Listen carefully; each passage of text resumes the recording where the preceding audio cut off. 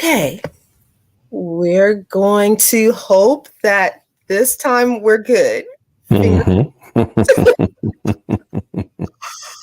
I don't know what happened there. It was working beautifully a minute before, and then just okay. That's all right. That's I okay. think You know, this time. live media. This is the way it goes sometimes. Right. Yeah.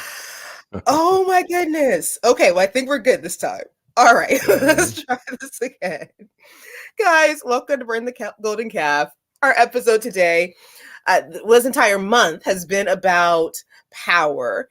And today we're discussing the power of protest. We are so fortunate to have David Person with us. Guys, when I saw this bio, I was already geeked to have him here. And then I read this bio and it's like,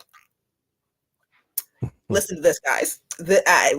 We got the goods here. We got the goods here. David Person is the owner of David Person Media, LLC, a media consulting company. In his prior professional life as a full-time journalist and broadcaster, his work was featured nationally on NPR. I love NPR.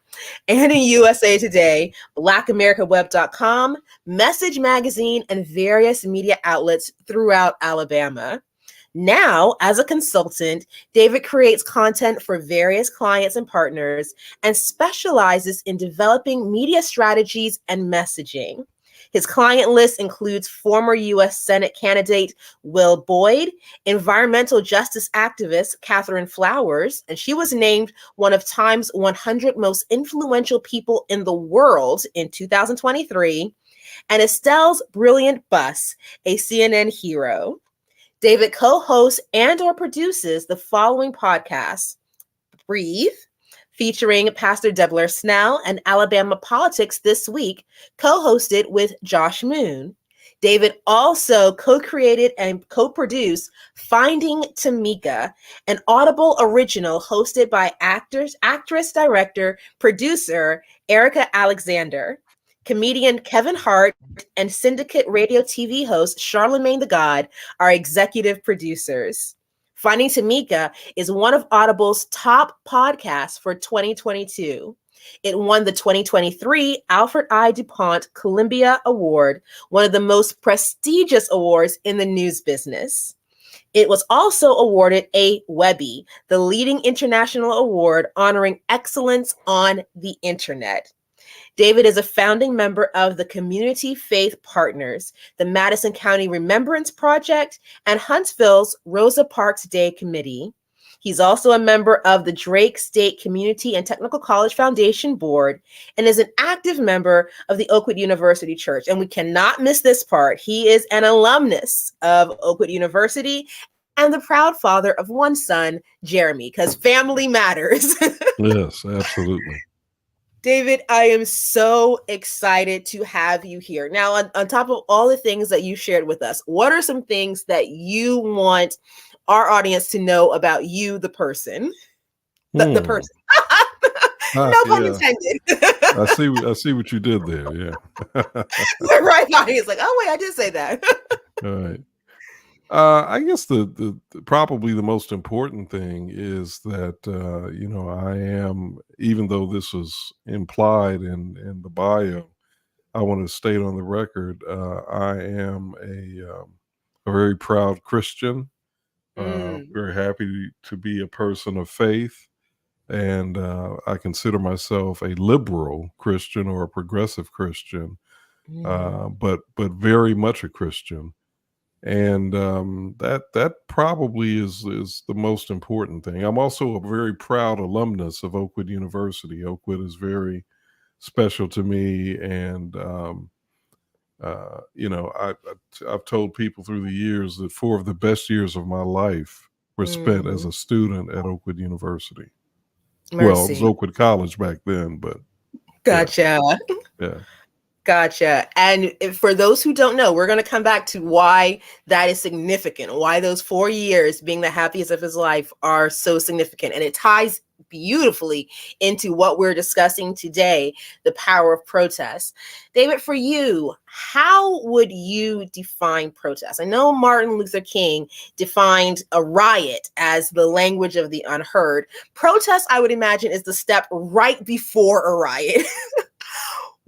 How do you define protest, and why do you think protest is so important? I think protest fundamentally is a cry for help, for justice, Mm, for change.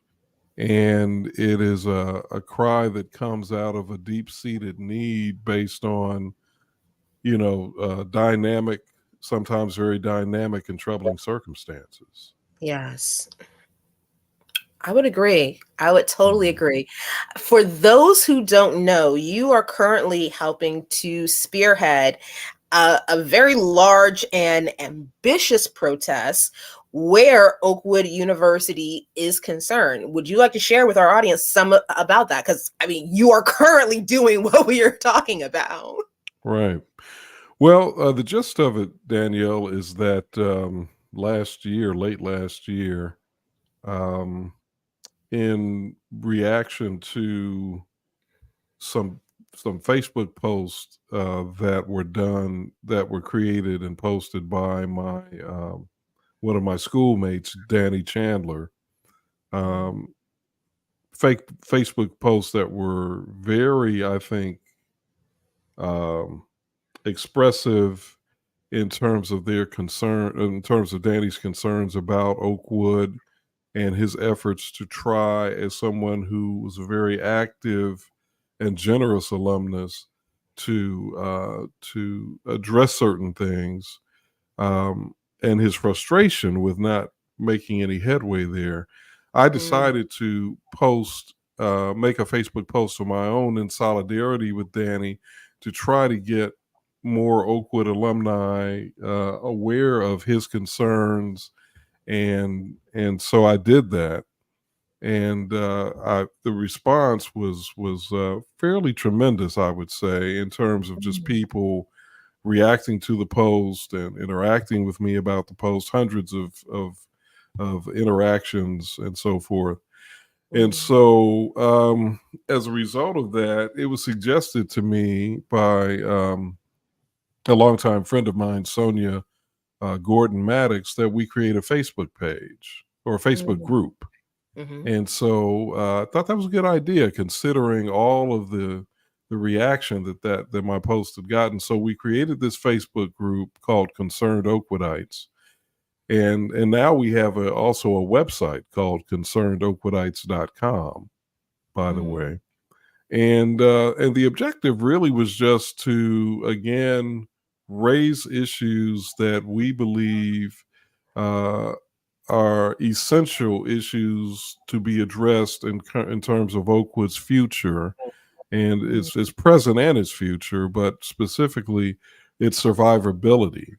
mm, So we did that, and we have used the Facebook group and the website to disseminate, we believe, relevant information related to Oakwood's current standing as an institution, metrics that point to a decline in enrollment, financial challenges, and overall concerns about administrative practices and decisions.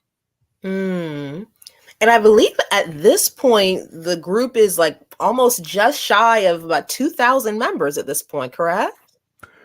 Right. The last time I looked, we're over 18. We have over 1,800 people who have joined the Facebook group.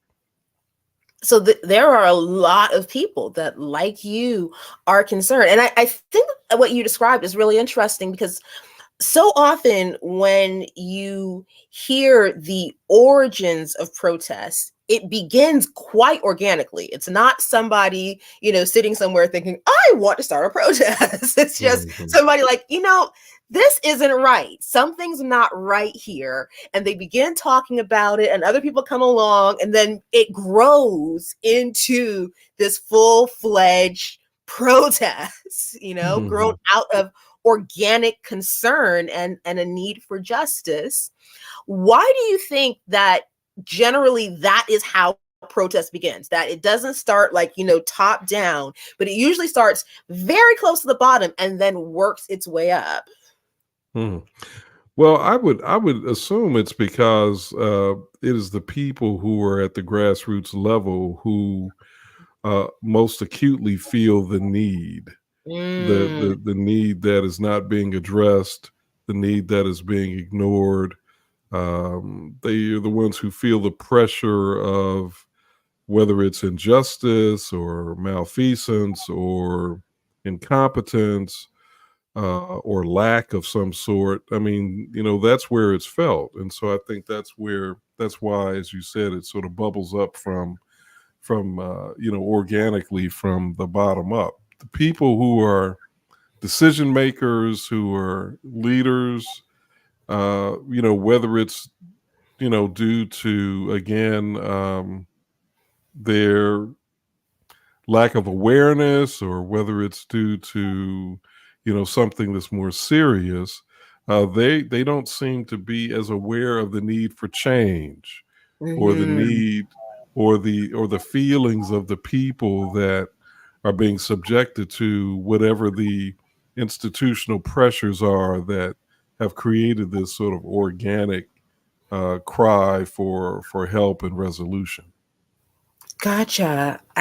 Now, as we're discussing protests, our country has seen so many recently, from the writers' strike to, Greta Thunberg and her protests for the environment.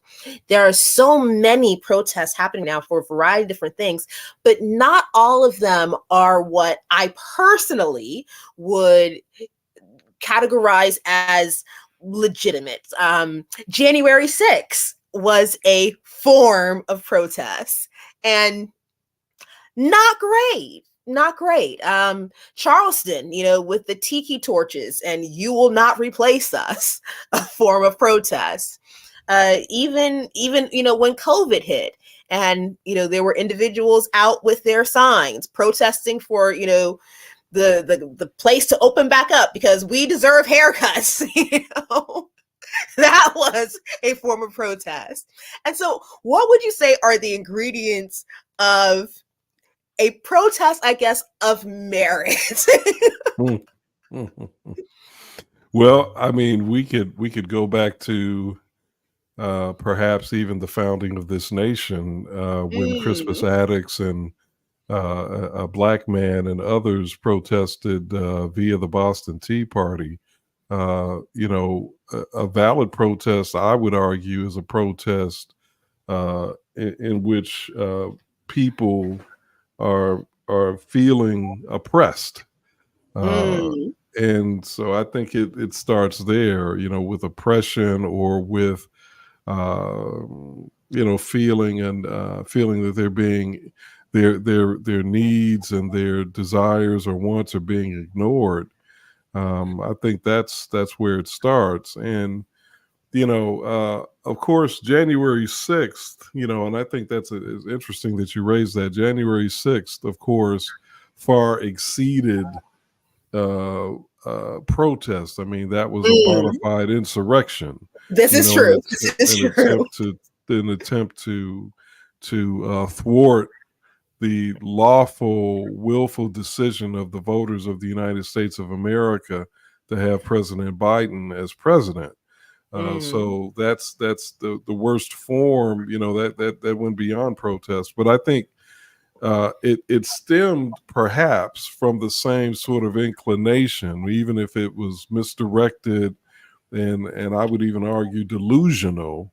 And that mm, is the idea that there were people who felt aggrieved, felt like their needs, their wants, their desires weren't being addressed, and but then the way they, instead of engaging in something that was lawful and something that would have maybe even allowed for a robust exchange of ideas, they opted to do something that was destructive and criminal and unconstitutional. Mm. True, true. I mean, that is the day that will go down in infamy. I mean, that's going to be in Hmm. history books. um, Hmm. because it hurt. It literally hurt so many people. And I think that one of the ingredients of legitimate protest is that it ought to be about improving the lives of others, of helping others. Right. That it can't be self-serving, that it's Hmm. like, oh, I want my candidate to win, or, I want a haircut, or I feel that, because I am a white male, I'm entitled to this space and you will have to make room for me. That protests that make the biggest difference are protests that center others, Hmm. that says this is an injustice that needs to be righted. And it's not just for me, it is for future generations, it is for other learners, that it's about so much more than just the self. And I think Right. that there are two motivators of protest. There's a protest that is motivated by a deep love of justice and of others, and then there's a protest that is motivated by fear. And So, so go this is where I think it gets tricky, Danielle, because for some of what you're saying, I think, could very, very much does apply to the January 6th people. For example, Mhm. I think they were indisputably afraid. They were afraid of Yes. change. They wanted Trump to remain president. Mhm. They're afraid of change. I think they also, some of them would certainly argue that, at least I imagine some of them would argue that what they were doing, they weren't doing just for themselves, but for, their descendants and for the sake of Mhm. history. So, Fair point. Fair point. there's some things there that are not, I think it's, again, I think these were misguided people. I think what they did was delusional or was based on a delusion. I think they were manipulated by a very malevolent person in Donald Trump. Mhm. But again, having said all that, um, I think there were people who had more of a level of awareness than others, and some I think probably, I would be careful to categorize everybody in the January 6th who participated in the insurrection in any way, shape, or form as evil or as an enemy. I think some of those people were, and you can kind of tell as you listen to some of them talk after facing criminal charges and even convictions. Some of them seem to feel some remorse, or at least express some remorse, and seem to express a little bit of, maybe even, what is the word I want to use? Maybe a little bit of shame. Mm. Maybe a little bit of regret. And Mhm. so I think, we have to account for this, also just the humanness Yes. of people, and sometimes people get off track. We all do. There's a mob sort of phenomenon, right, that Right. can occur where people, and we've seen it, expressed, or demonstrated throughout history, where people get caught up in things. They get caught up in a fervor and an emotion, and they're swept away. But then when they face the consequences of their actions, sometimes people take a step back and say, you know what, I don't know what happened, or but I should not have been where I was. I shouldn't have been doing what I was doing. Mm. And I guess all of us as human beings need to be on guard that doesn't happen to us in the course of protest, or in the course of just dealing with, human events, right? Right. Well, how does one do that then? Because I mean, you raise a very valid point about, the humanity of some of the individuals who were involved in something that clearly should not have happened. And yet you make a good point, because even when we talk about, breaking the law, it was, I hate that I struggle with names. I can see his face clear as day. Good Trouble. Oh, John. John Lewis. Yeah. Yes, thank you, Lewis. I couldn't remember the last name. John Lewis, who talked about Good Trouble, and that there are times where it is necessary, particularly when certain laws are unjust, that protests step to the other side of that line. And so how is, and I know that in this world, there are so few things that are, black and white, clear cut, like, here's the formula, it's going to work all the time. But is there any sort of way we can, judge, like, what is a cause of justice? How can you know that, you're on the right side of history when you engage in protests? All right. Well, I think one thing you mentioned John Lewis, and I also thought earlier you mentioned Dr. King, I believe, Dr. Martin Luther King Jr. And I think about King's sermon, Loving Your Enemies, in which he talks about seeing the humanity in your enemy and realizing that in everyone there is some good and in everyone there is some bad. That's all of us, no matter what side of an issue we may be on.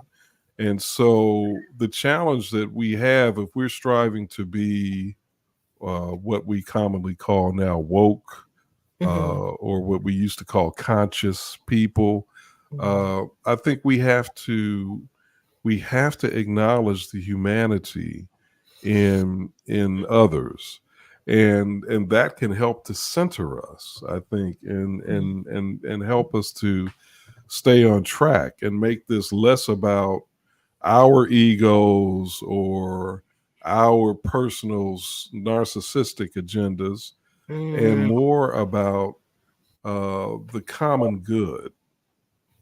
So I would start there. Now, you talked about John Lewis, and I thought when you said that, I thought about John Lewis on the Edmund Pettus Bridge in Selma, Alabama, just before he was about to get his skull cracked, by the baton of the state troopers and others.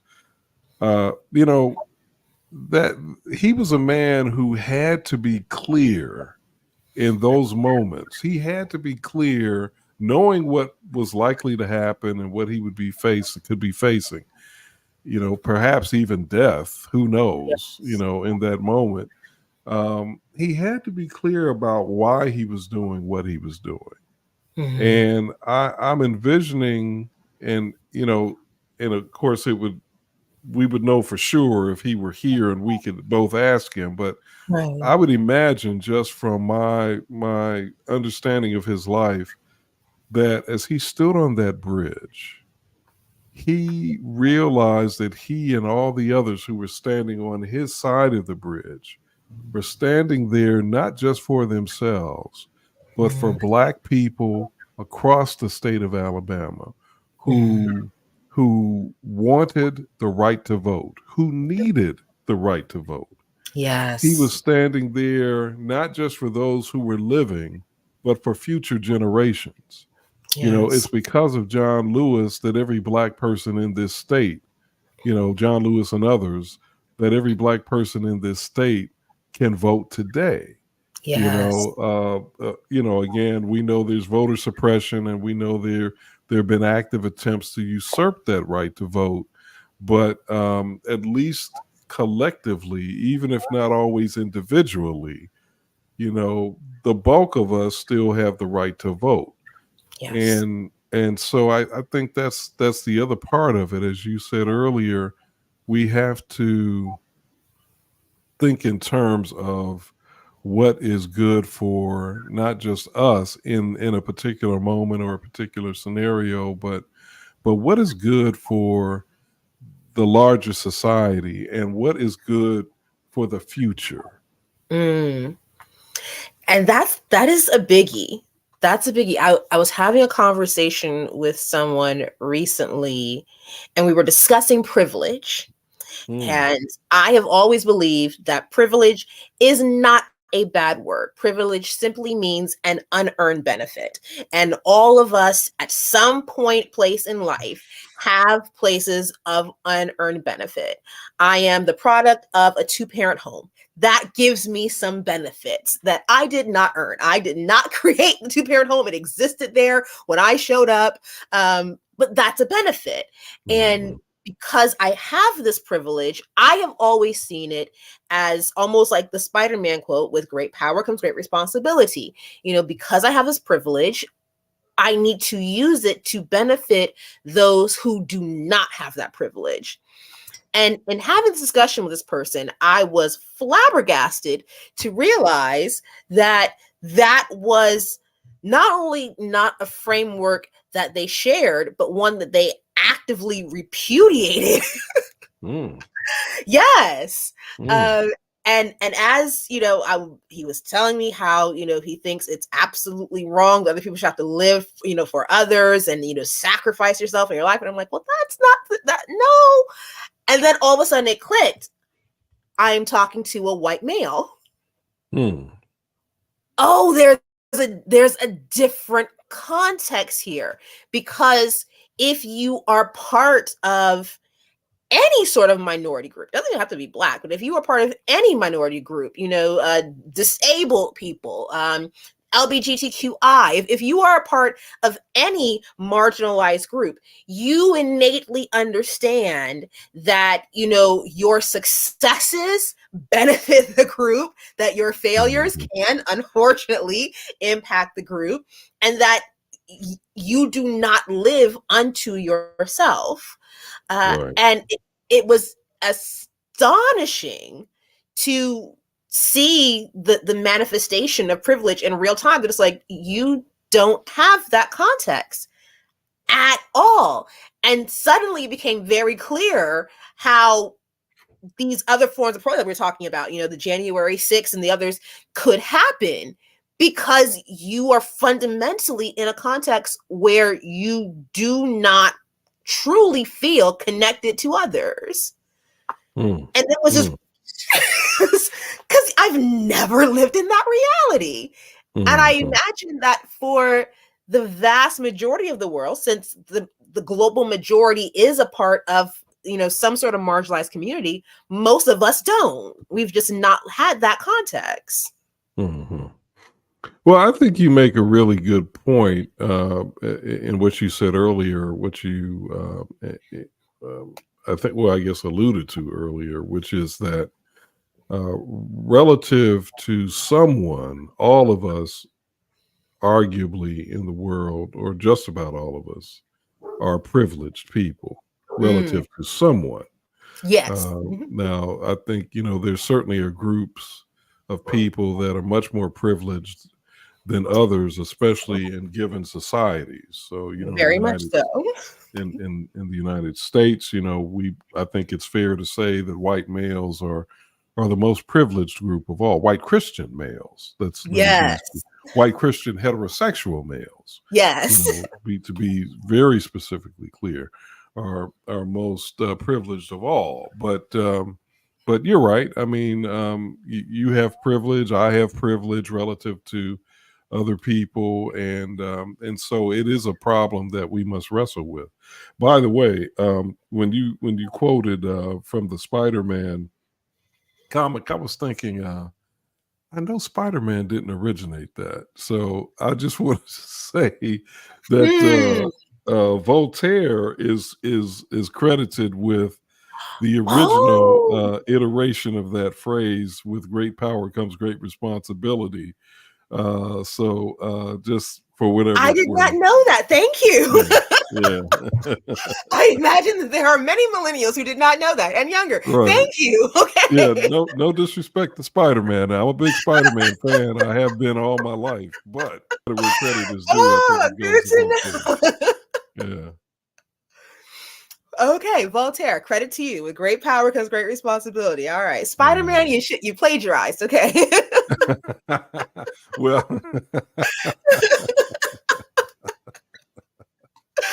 Oh that's funny. man. Oh wow. Okay. And Jim Quick, he loves Marvel. He's a thought leader, talks about how to optimize the brain. And he took that quote, with great power comes great responsibility, and then he flipped it and he said that yes, with great power comes great responsibility, but with great responsibility comes great power. And that the more responsibility that you are willing to take on, the more powerful you become. And as we look at protests, they are usually spearheaded by people who look at issues in the world, and even if it's not their problem, even doesn't affect them directly, they're like, well, I will take on some responsibility. I will step up, I will speak for I'm not going to wash my hands and say, well, it has nothing to do with me. I will take on some responsibility in trying to fix this thing that's fundamentally wrong. And through that, protest begins. That's interesting. That's interesting. I'll have to ponder some of that. But as I thought about what you were saying, a couple of people came to mind. One is a woman named Viola Liuzzo. And Mrs. Liuzzo was she was murdered, assassinated, really, I would argue, in 1965 by members of the Ku Klux Klan.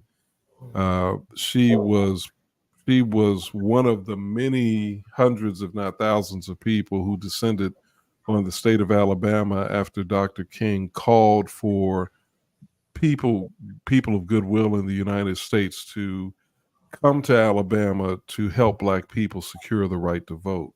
Mrs. Liuzzo was a white woman, the wife of a teamster. She left behind, I think, 5 children, if I remember correctly. She came to Alabama. She lived in the projects, or what we would call the projects, of Selma, Alabama. Wow. While she was contributing her time and her energy and her passion to voting rights and civil rights. And so I think about somebody like her, and she took on great responsibility. Great responsibility. I don't know how much power she accrued, though, because ultimately she was murdered. But I know she took on great responsibility, and maybe the power, maybe she did accrue power, but maybe it was posthumous power, meaning that in light of her death, because of her death, and so maybe this does make the point you were making, Danielle, and because of her death, the 1965 Voting Rights Act was passed in Congress. The then president of the United States, Lyndon Baines Johnson, spurred by her death, made a strong, very aggressive case to Congress to pass the Voting Rights Act. And Congress did it. And it was a bipartisan effort, too. It wasn't just Democrats, Republicans were involved as well in the passage of that bill. And Mrs. Liuzzo became a heroine, especially in the Black community and the civil rights community. She was someone who,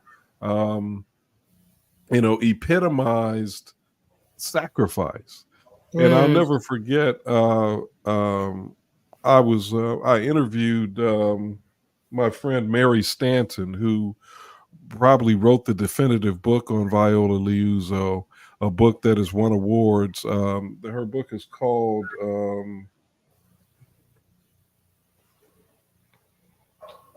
there it is. It's called From Selma to Sorrow: The Life and Times of Viola Liuzzo, From Selma to Sorrow. And in her book, she reported that a letter had been found in Mrs. Liuzzo's car after her murder, I guess, as they were doing the the homicide investigation or the assassination investigation. And Mm. it was a letter that she apparently had intended to send to, I believe it was an Episcopal priest that she knew, or some clergy person. And Mm-hmm. in the letter, she said something very powerful. She said, in trying to explain why she had done what she had done and coming down here and dedicating her life, basically the last days of her life, to voting rights. She said, and this is almost a direct quote, she said, Danielle, I could not sit back and watch as Mm. my people were suffering. She said, my people, Wow. talking about Black Alabamians. This was a white woman who lived in Michigan, who had grown up in Mississippi, but lived in Michigan. And she called Black people in Alabama my people. My word. That Mm. to me epitomizes the kind of spirit that, to go back to one of your questions, that makes protest righteous. When Mm. you have the ability to empathize beyond the normal boundaries and facades that define us and separate us. This woman said, my people. My My God. goodness. My good. You know, I was privileged to be at the 50th anniversary of the March on Washington. Mm. Amazing event, absolutely amazing Mm. event. And the march was led out by some of the marchers from the original march. Like 50 years later, some of them are still alive, and they Mm. were there. And I guess perhaps it was ignorance on my part, but I was surprised because there were white original marchers there. And I really hadn't thought about how the march was a unifying event, because it wasn't just about racism, but it was about jobs, it was about poverty, it was about Mm-hmm. creating, equity for people who were economically disenfranchised. And that Mm-hmm. was everyone. It wasn't just blacks, it was whites as well. And people were able to unify beyond that common thing. We all broke. We got to That's figure right. this out. That's right. um and so, yeah, the idea that, and I love that you brought this out, that when we look to our common humanity, that there we find the causes of justice. That when it's, about me and, the people who just look like me or think like me, I might get it wrong. But when I'm thinking about we, and that we includes those who, may look or think differently than I do, that then I do come a lot closer to the causes of justice. That's an excellent point. That's a really, Mm. really good point. That if all of us can look at others and see my people, yeah. Mm. Mm. Yeah, well, it goes back to what Dr. King said. We have to see the humanity in everyone, including those with whom we disagree vehemently. We must see their humanity if we're going to stay on the right side of protest. We've got to see their humanity. Mm. Mm. And that is difficult. That can Mm-hmm. be very difficult. I remember reading a post, and it was when the Black Lives Matter protests were at their peak. And people were doing things like stopping roads, like putting cars and trucks in roads and stopping traffic and having banners over the road. And someone had written about how people would feel sitting in traffic, when you're running late for work or whatever, or you have been stopped from going and doing what you want to do. And he's like, ask yourself, how do you feel in that moment? He's like, do you feel compassionate? Do you Hmm. feel loving? He said, Hmm. no, most likely you feel like gunning your engines and run them over, and who cares? And he's like, now ask yourself, he said, you are feeling that way over a minor inconvenience. Like whatever you're Hmm. trying to do, wherever you're trying to go, it probably does not compare to what is actually being protested. And so, if you can Hmm. take a fraction of what you are feeling at this minor inconvenience and then extrapolate what somebody who's actually living this experience might feel, he's like, Hmm. you would get closer to understanding why the protest is necessary. Hmm.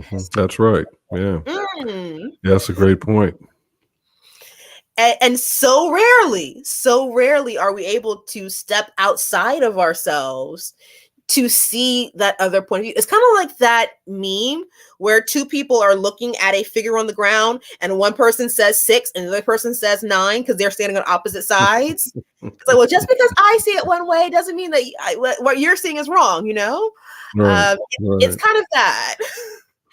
So we have lost the ability, it appears, or we are losing the ability, it appears, not only to empathize, Mm. but also to just tolerate, to be tolerant, Mm. and that I think is, while that may not have a direct correlation to protest, or maybe it does. I don't know, depending on how you look at it, I guess. But as a society, we have to, or as individuals in a society, I think we also have to uh, re re-embrace the idea of being tolerant of other people, tolerant of differing points of views. We don't have to agree, Mm-hmm. but we don't have to be disagreeable as we disagree.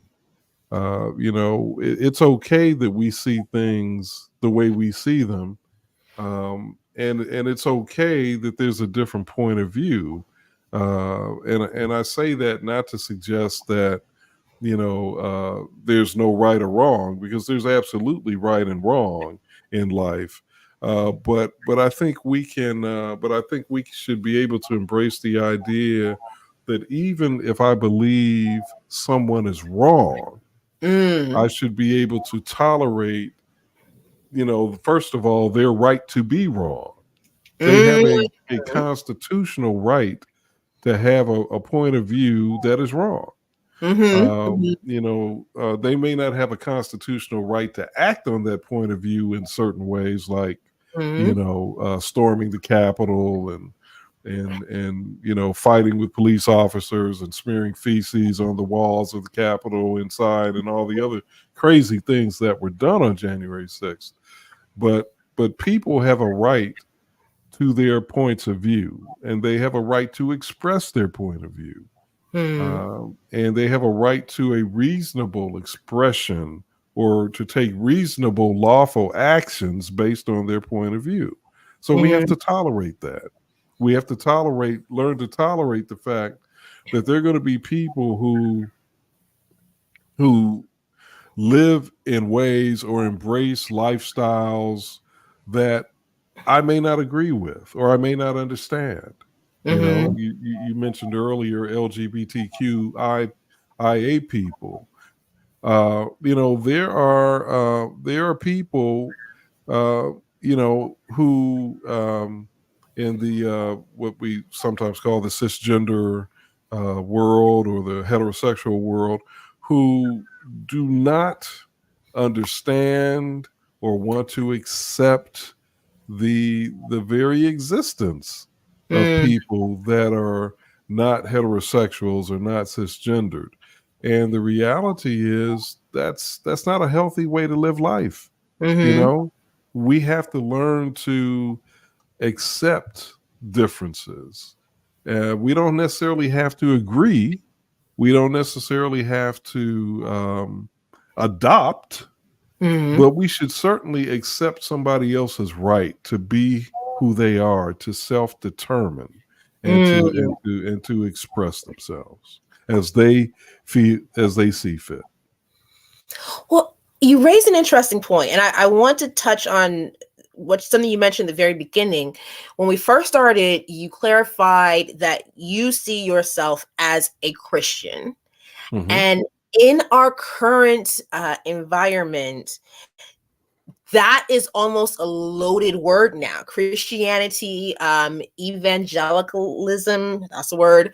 That is also now a group of protests in our community. And I'm wondering if there seems to be a juxtaposition of thought in Christianity when it comes to protests. On one side, you have those who seem to think, well, we should not be involved at all. That is of the world. The Lord is coming and God is going to sort, all those things out, and, it's none of our business. And then on the other hand, you have those who believe that, well, if God said it, I believe it, and therefore I need to legislate it. And, if God thinks it's wrong and God agrees with me about what's wrong is, then you don't get to do it. And so in our country, we have Roe v. Wade, which has been rolled back, in large part because of protests from evangelicals who believe it's wrong. Is there something to be said about how Christianity, or making a little bit broader, being a person of faith influences how we approach protests? Well, I believe that the Judeo-Christian model is indisputable when it comes to protests. The Old Testament prophets made it clear that we are to seek to do what's right, or to be just, to love and embrace mercy, and to walk humbly with God. So, if you're going to seek to do what's just or right, and if you're going to embrace mercy, then that means you're going to find yourself in situations where you're going to have to protest. You're going to have to protest injustice. You're going to have to protest the lack of mercy, and demand that mercy be a part of society. Now, how that's applied, there are different viewpoints on how and when that should be applied. And I know that there are people who are, they would call themselves pro-life or anti-abortion, who believe that that the way to do that is to restrict a woman's right to choose. I don't believe that. I think it's just the opposite. I think we should be standing up for women and with women in making sure that they have the right to choose the kind of care that they get and what that care constitutes. It's not the right of the government to do that. It's not the right of society to do that.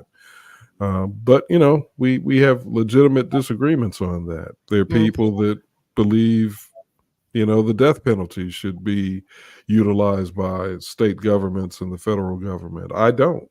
I believe just the opposite, that the government has no right to determine when a human life should end. Now, that's not to say that a person can't be punished, right. if they have done wrong, been found to have done wrong. But I don't believe that punishment should include execution. Life imprisonment, fine. If that's what is warranted, fine. But again, we have very legitimate, disputes about these things, and it's tricky. It's difficult. We in the Christian community are divided on these things. Very much so. As well as secular society being divided also. And I don't know that there's an easy, straightforward answer, other than, again, I think we have to just continue to debate it And I think we all have a right to try to exert our influence on society and on government. In the final analysis, I would personally like to see a government that errs on the side of not interfering with matters of conscience, Hmm. and with a person's right to self-determine, you Yes. know, but you know, based on as you're suggesting, I guess, based on where evangelical Christianity is right now, and I think it's unfortunate, but evangelical Christianity right now is trending toward the very opposite, where government would be an extension of faith. And I Yes. think that's the wrong path to go down. And I think it's a dangerous path.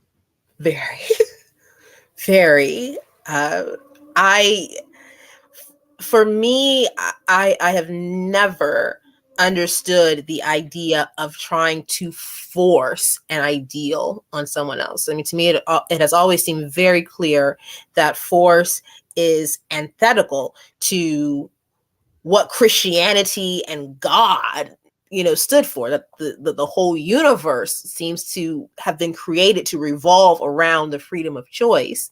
But I Mhm. remember listening to someone once, and I can't remember exactly where I heard or saw it, but it was within the context of female ordination, which is another issue within the faith community that is being hotly protested right now.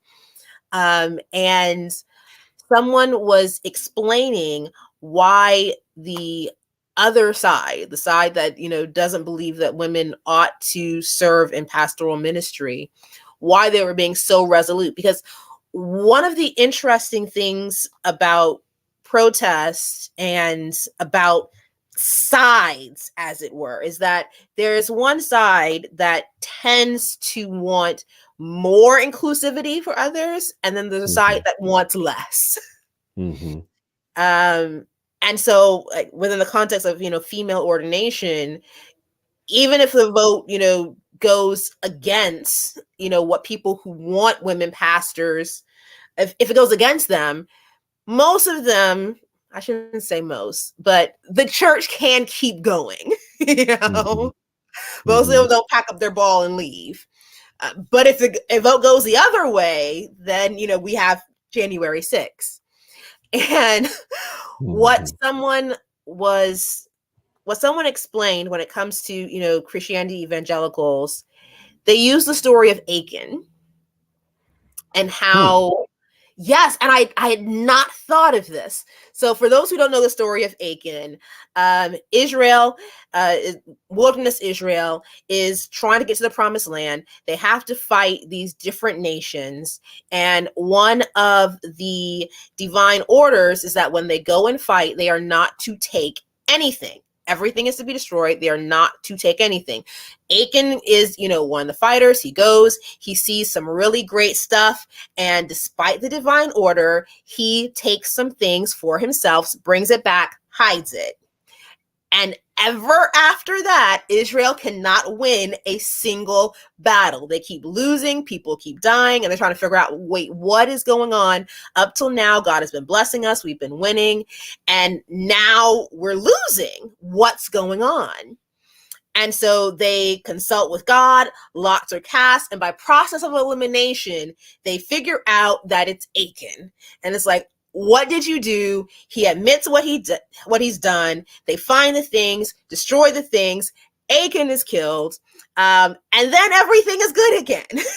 And God is back on their side, and they're back winning battles. And it's like, see, this was the problem. That if we Mhm. eradicate the sin of Achan, if we would just return to the Lord, then God would bless our land. If we will Mm. repent and turn from our wicked ways, that God would heal our land. And so we are looking at other individuals and their beliefs and their ideologies as though they are the sin of Achan.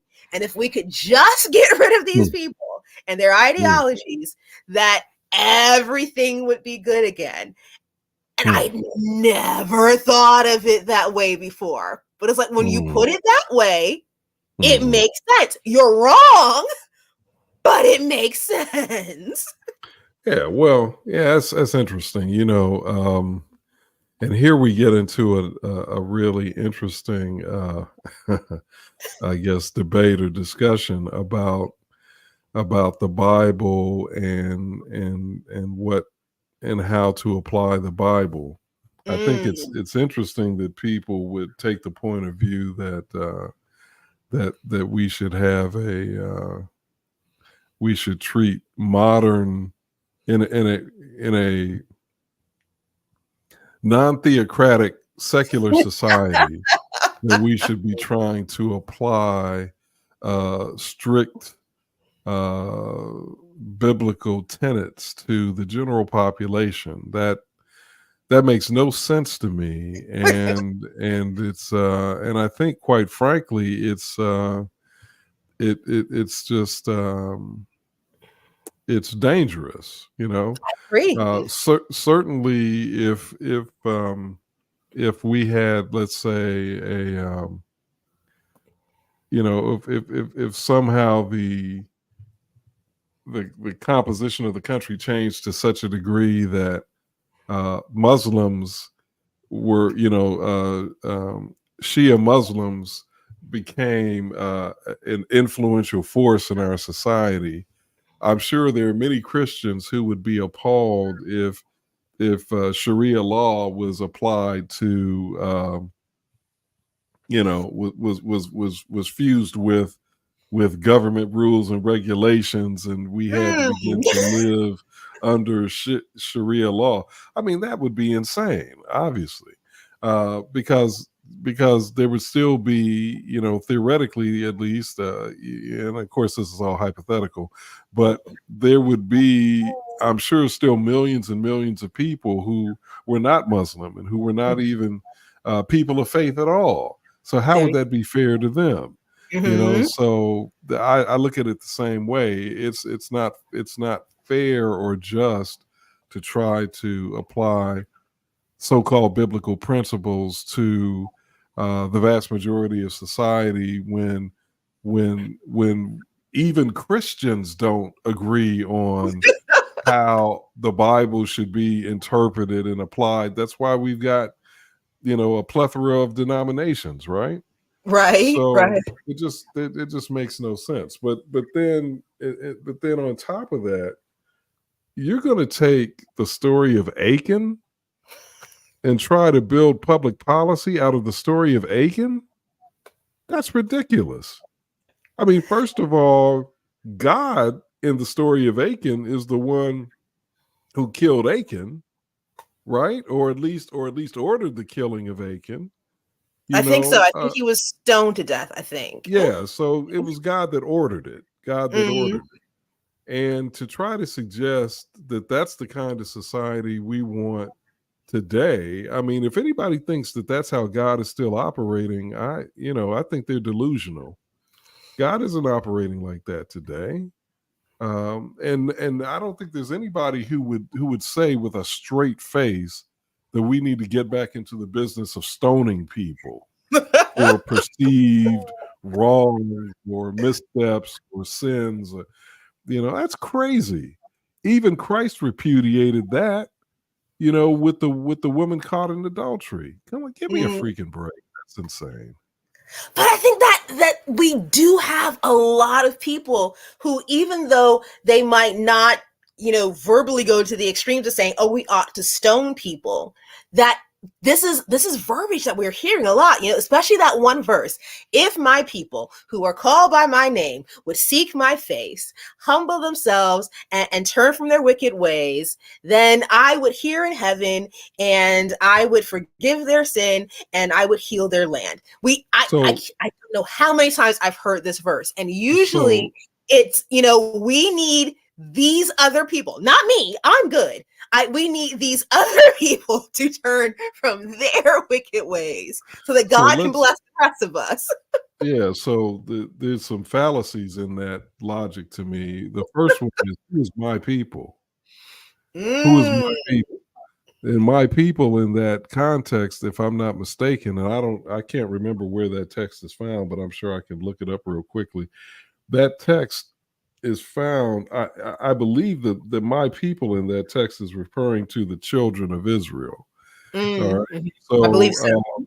the vast majority, and I think the modern parallel to the children of Israel would be believers, people who self-identify as Mhm. believers in God, or even more specifically in our context, Christian people, self-identified Christians. It ain't talking about everybody else. It's talking about us, self-professed Christians, right? You Mhm. know, so if my people, it's not talking about the person who hasn't proclaimed a faith in Christ. So again, there's a fallacy in the application, you know. Mm. Um, and again, it presupposes that we're talking about a society in which there is the society is defined by theocratic values. Our Yes. society is not defined by theocratic values. I Well, mean, the United States of America is not. You although know, some people want it to be. some people want it to be, but even that's a ridiculous proposition to even pursue, in my opinion, because again, so okay, so how do we define theocratic values? What the Bible says. Oh, okay, so what does the Bible say? Well, what do the Presbyterians say the Bible says? What do the Methodists say the Bible says? What do the Catholics say the Bible says? What do the Seventh-day Adventists say the Bible says? Give me a break. That's ridiculous. Get out of here with that. Or as we like to say nowadays, miss me with that. Come on, please. No, I mean, I agree. I agree 100%. As someone who was raised in a denomination that talks a lot about end times and the Mhm. persecution that was going to come with end times, because, a power was going to try to enforce religious rule on others who saw the Bible differently. I Mhm. became absolutely astonished, as, a late teenager and young adult, and especially now as it's, grown, to see people of faith doing that exact thing.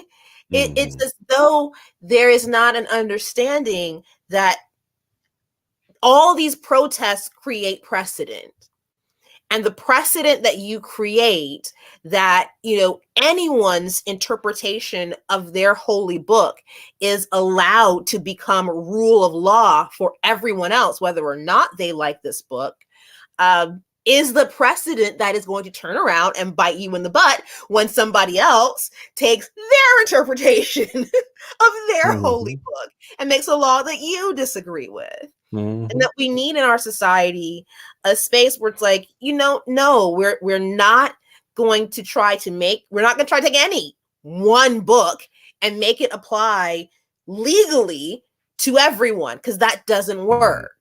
We need Right. space where, as you said, everyone has their right to self-determination, their right to Mhm. choose whether or not you agree with their choice. Yeah, absolutely.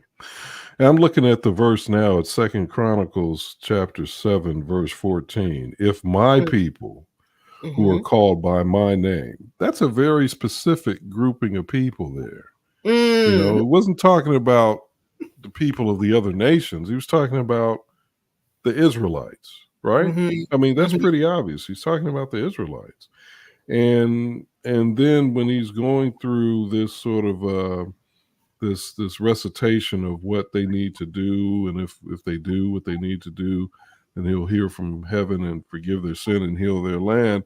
He's talking about very specific things, not again, not this sort of broad a broad application of to all of the people on earth, or and all of their possible wrongdoings. He's talking about things that the children of Israel have done, Mm. or had done. Mhm. So it's just a misapplication. I think one of the things that's really important is that we have to think critically.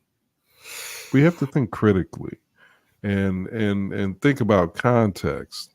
and application, and not just grab, for those who are believers, just grab a Bible text and start swinging it around willy nilly. I mean, that's just, it doesn't make any sense, and it's destructive. And it's Mm. how I think a lot of dysfunctional, problematic kinds of things begin to happen, because people, um, take one verse and try to build a movement around one thing, and they're taking it completely out of context. Well, and I love that you brought up critical thinking, because as we look at our world right now, there seems, and we were discussing this before we went live, that there seems to be a push to keep people less educated, less informed, and thus less able to critically think about the issues that they face. I remember reading years ago an Upton Sinclair book, and in the book it was about a factory and the workers in the factory, and essentially he was saying that if you could keep the people hungry, if you could keep them, distracted, just worrying about how they're going to survive, they will have Mm-hmm. no time or energy to think about, bigger, loftier ideas. And if somebody were to come to them with these concerns, they would dismiss the person immediately, because I got to figure out how to eat. I got to keep a roof Mm-hmm. over my head. And currently, Mm-hmm. we seem to be living in a world where that is absolutely the case, where people have become so tunnel blind on, the single voter issue, or, just trying to survive, that it's very, very difficult to, well, one, for people to have the, intellectual, emotional space to be able to grasp these issues, but then even to have the empathy that you were talking about, to be able to see outside their own bubble of suffering. Mm. Mm. Yeah. Well, hmm. I think the only thing we can hope for, and I'd even say as a person of faith, pray for, is that we develop, again, a sort of a theology and a mindset that's built around, love and Mm, grace, and not built around judgment and,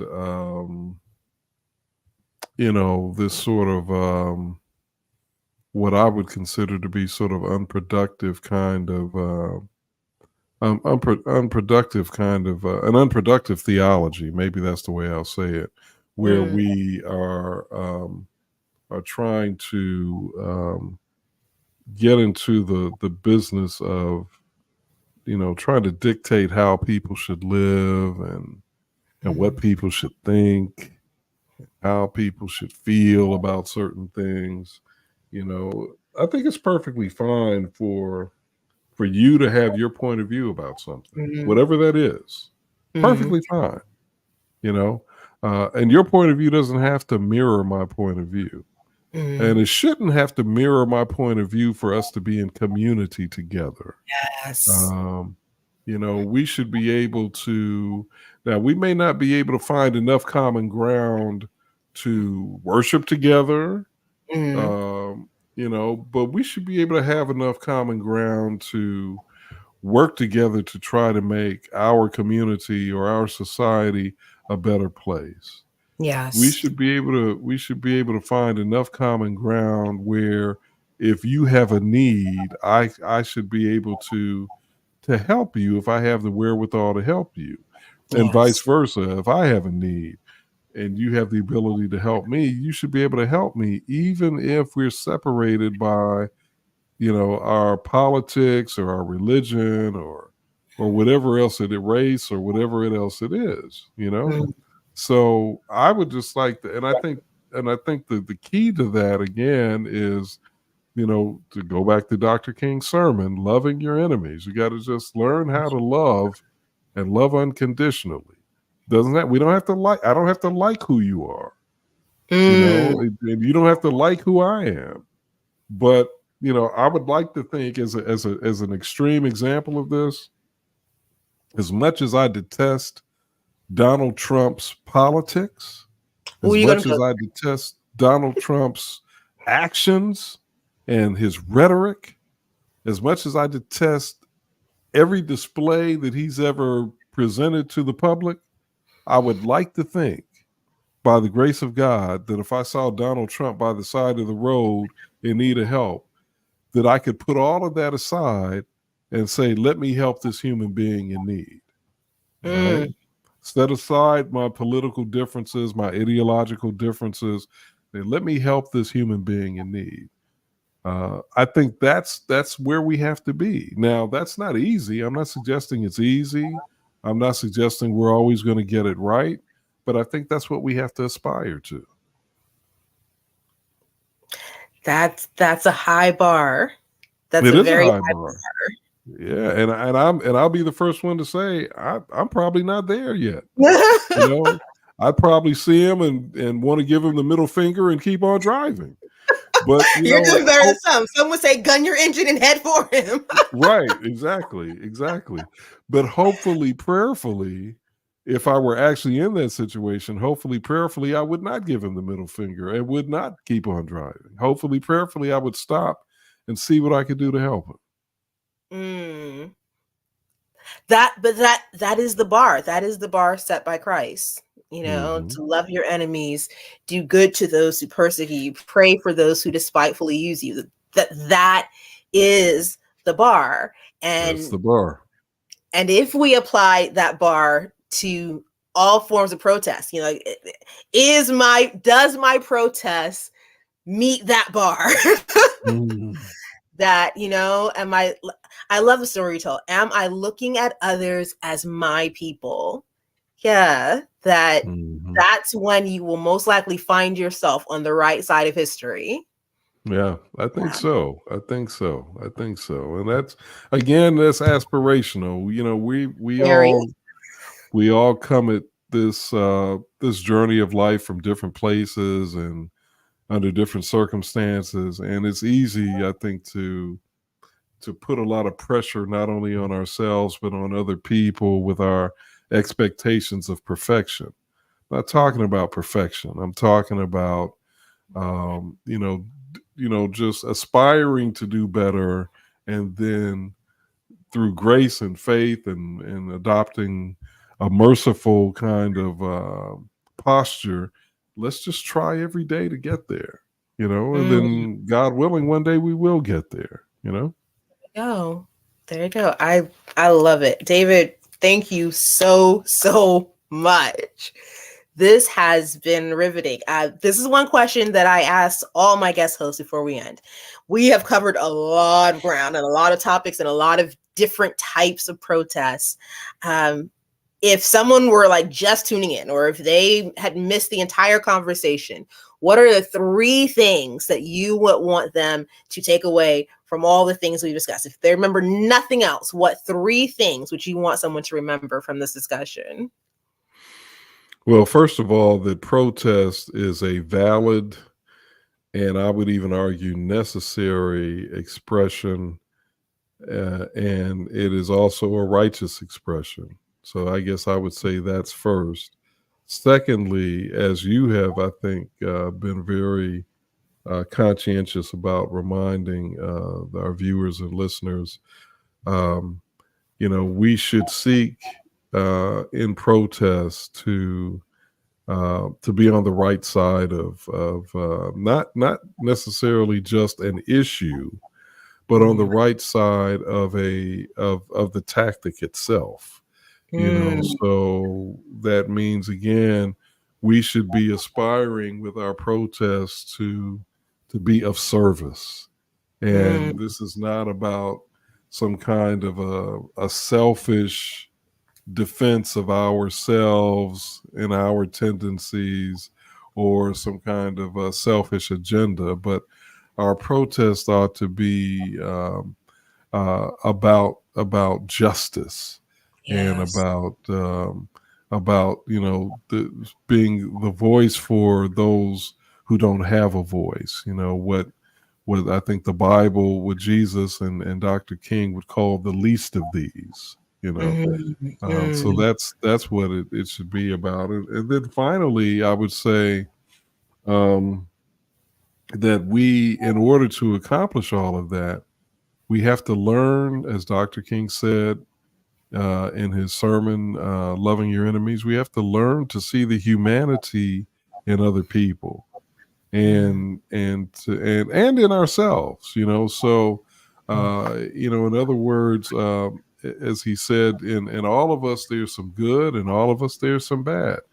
Yeah. Let's not forget that. Let's remember that, and so let's remember that as we deal with other people, you know, even people with whom we have severe disagreements.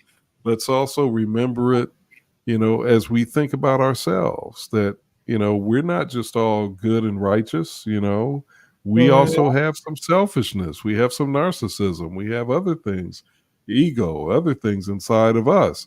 And so we have to let these things become or this realization, you know, become, I guess, a moderating factor in how we deal with other people, so that we Yes. deal with other people with more grace, the same grace that we want extended to ourselves. So it doesn't mean that we're not going to disagree. It doesn't mean we're not going to protest, but it Mhm. should certainly help to determine how we protest and There you how go. we disagree. There you go. I love it. I love it. So thank you. Thank you Oh, so thank you, Daniel. And let me just take a moment to say before we get out of here that I really admire you for the position that you took several years ago. I've told you this. I mean, you know, I feel this way.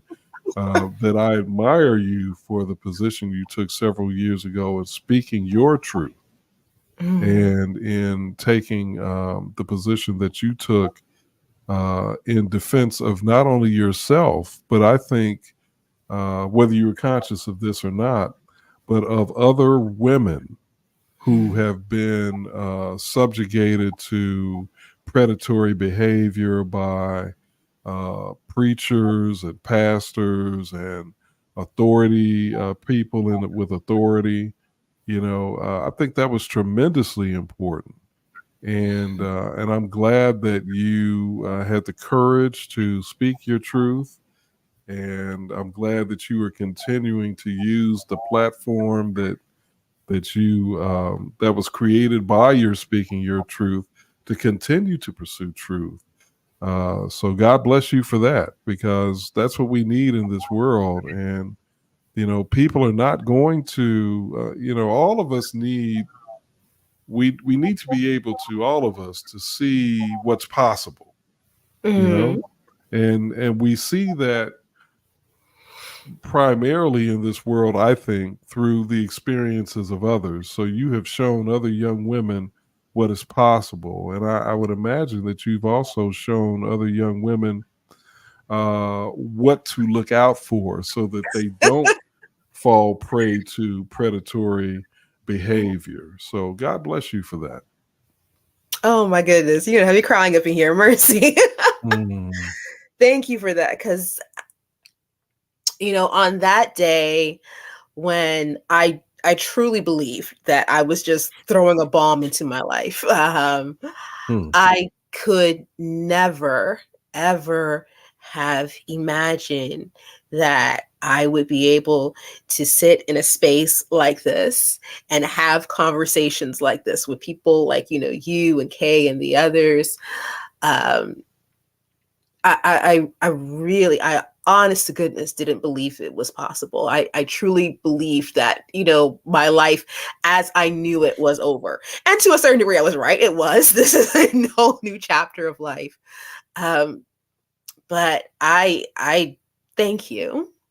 Thank you. I hope that for, those who may be watching now and, who know the context that, we're discussing, that this will show you people will believe you. People will support you. that, you know, there is life on the other side of that truth, and you will find your tribe, you will find your community. Because listen, I hadn't thought that I would, and yet this thank you. You're welcome. Oh, You. yeah, it's an honor. It's an honor to be able to say that to you. And my hope and prayer truly is that other, this will continue to be, what you've done will continue to be a blessing, for other people. And also a warning to those who have power and those who have, and who are decision makers, that the status quo needs to be changed. It needs to be broken. Yes. And the culture needs to be changed. And I could go on and about that, and I won't, but I'll just say again, the culture in ministry needs to be changed where it has accommodated that sort of thing. The culture of the powerful, outside of ministry needs to be changed where it has accommodated that sort of thing.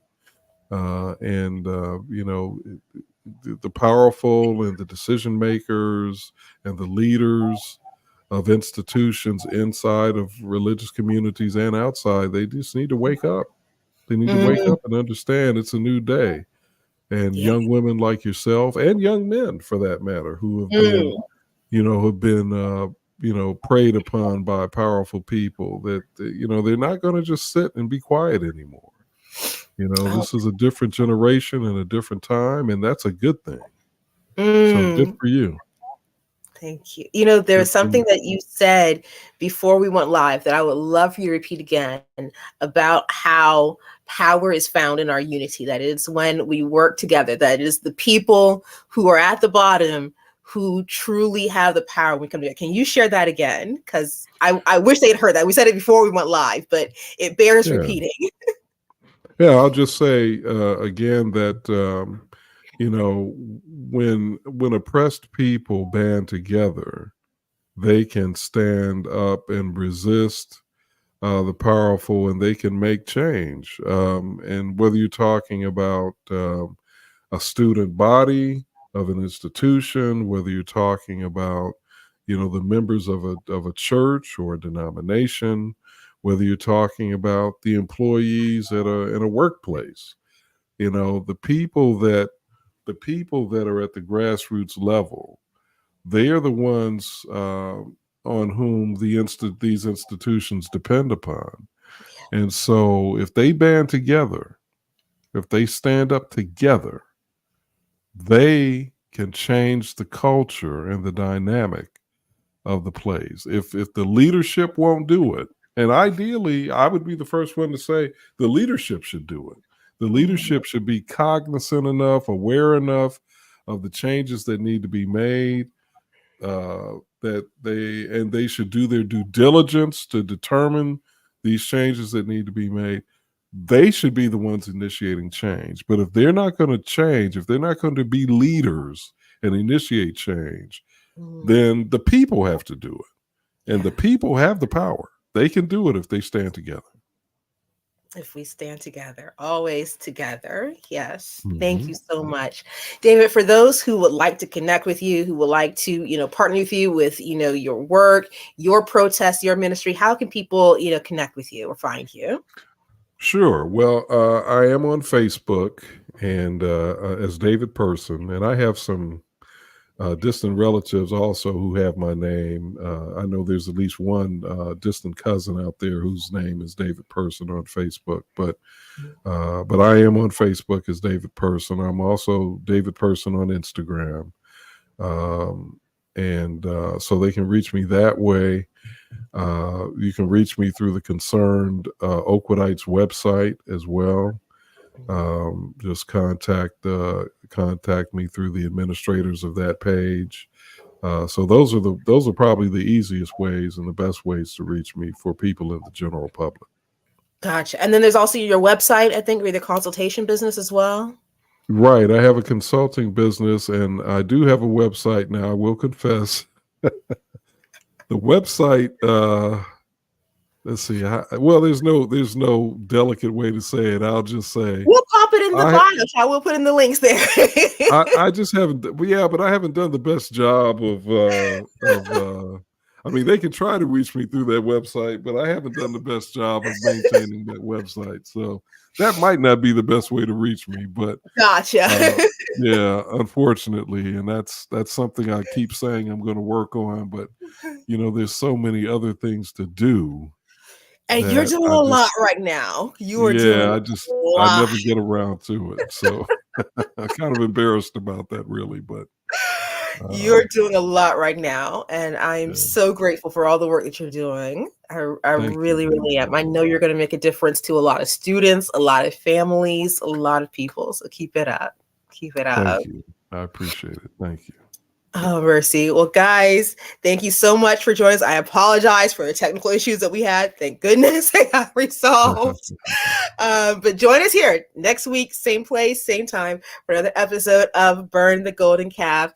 Have a wonderful rest of your evening.